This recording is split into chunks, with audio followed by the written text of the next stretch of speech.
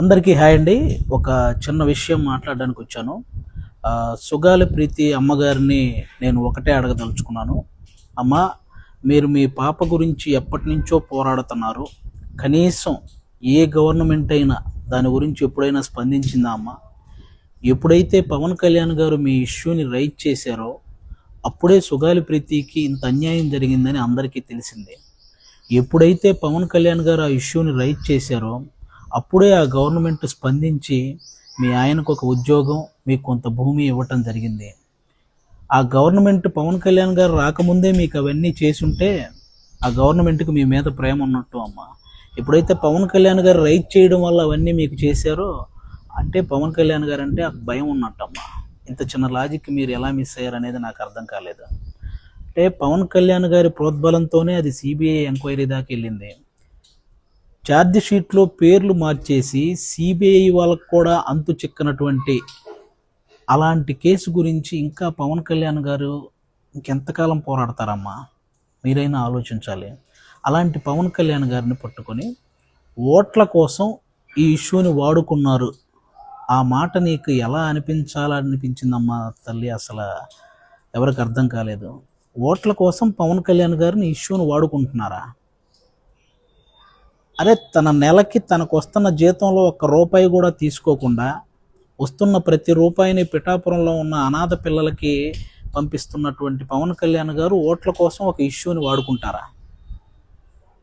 కుల మతాలతో సంబంధం లేకుండా కష్టాల్లో ఉన్న ప్రతి రైతుకి 2 లక్షల రూపాయలు సహాయం చేసుకుంటూ వెళ్ళిన పవన్ కళ్యాణ్ గారు ఓట్ల కోసం ఒక ఇష్యూని వాడుకుంటారా? మీలాగే ఫిజికల్లీ హ్యాండిక్యాప్డ్గా ఉన్న మహిళా క్రికెటర్లందరికీ తన సొంత డబ్బులు ₹1 కోటి సహాయం చేసిన పవన్ కళ్యాణ్ గారు ఓట్ల కోసం ఒక ఇష్యూని వాడుకుంటారా? అరే, ఇంకా ఎన్నని చెప్పాలమ్మా? ఒక ముసలావిడ జస్ట్ జనసేన విజయం కోసం కోరుకుంది అని చెప్పి ఆవిడని ఆఫీస్కి పిలిపించి ఆవిడకి చీర పెట్టి డబ్బులు పెట్టి నీకు ఇంకో కొడుకున్నాడమ్మా అని చెప్పిన పవన్ కళ్యాణ్ గారు ఓట్ల కోసం ఒక ఇష్యూని వాడుకుంటారా? అన్నా, మాకు రోడ్లు కావాలి అని చిన్న పిల్లల దగ్గర నుంచి పేద పిల్లల వరకు ఎక్కడ ఏ మారుమూల ప్రాంతాల్లో ఎవరడిగినా సరే వెంటనే స్పందించి అక్కడ రోడ్లు వేయించిన పవన్ కళ్యాణ్ గారు ఓట్ల కోసం ఒక ఇష్యూని వాడుకుంటారా? తిరగడానికి ఫ్యాను, వెలగడానికి బల్బు ఉంటుందని తెలియని మన్యం ప్రాంతంలో ఒక బల్బు, అలాగే వాళ్ళ జీవితాల్లో వెలుగునించి వాళ్ళకి నడవడానికి చెప్పులు, తిరగడానికి రోడ్లు వేయించిన పవన్ కళ్యాణ్ గారు ఒక ఇష్యూని ఓట్ల కోసం వాడుకుంటారా? అమ్మా, ఓట్ల కోసం ఇష్యూని వాడుకునే వాళ్ళు సంపాదించుకుంటారు కానీ ఇలా సహాయం చేయరమ్మా. మీరు ఇది ఒక్కటి గుర్తుపెట్టుకోవాలి. ఆ మాట మీరు ఎందుకు అన్నారో తెలియదు. పాలు పోసిన వ్యక్తినే కాటేసే మనస్తత్వం మీకు ఎలా వచ్చిందనేది నాకు ఇప్పటికీ అర్థం కావట్లేదు. ఒక్కసారి దయించి మీరు పవన్ కళ్యాణ్ గారు కాకుండా ఈ ఇష్యూని మీరు కోరుకున్న విధంగా ఎవరైనా నిజంగా న్యాయం చేయగలిగితే నా జీవితంలో జనసేన గురించి మాట్లాడనమ్మా.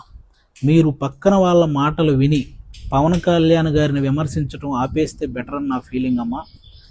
అలాగే నెక్స్ట్ ప్రొఫెసర్ నాగేశ్వరరావు గారు, ఏమండి, అమిత్ షా గారితో పవన్ కళ్యాణ్ గారు ఇలా అన్నారు అని మీరు తప్పు మాట్లాడినప్పుడు ఈయన డబ్బులు తీసుకునే ఇలా అన్నాడు అని జన సైనికులు అనడంలో తప్పే ఉందండి?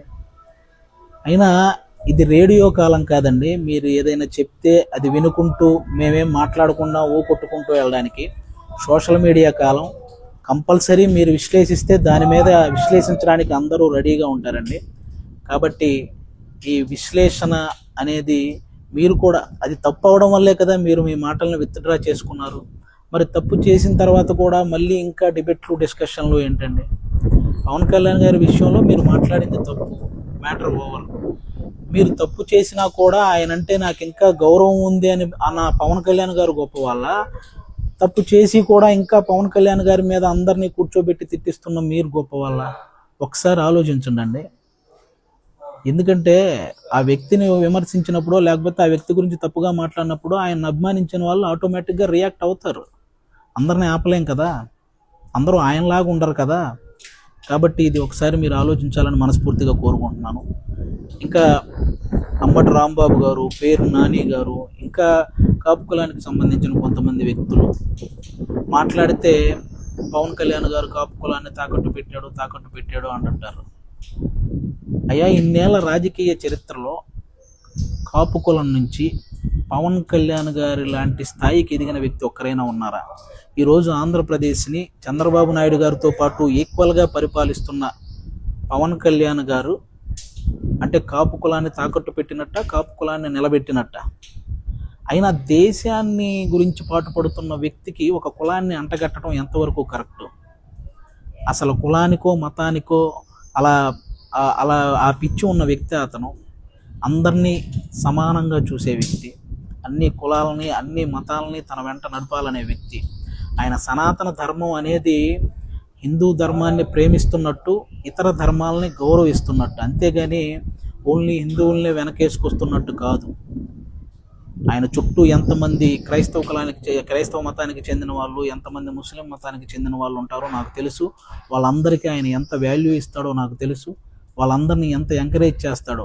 ఇలా కుల మతాల భేదాలు చూసుకుంటే ఇంతమందికి సహాయం చేయగలుగుతాడా అండి? ఆయన చెప్పే దాంట్లో అర్థాన్ని వెతకాలి, కానీ ఇలా ప్రతి దాంట్లో అర్ధరహితంగా మాట్లాడి ఆయన్ని విమర్శించాలనుకుంటున్న ప్రతి ఒక్కరూ కూడా ఇవి మానుకోవాలి.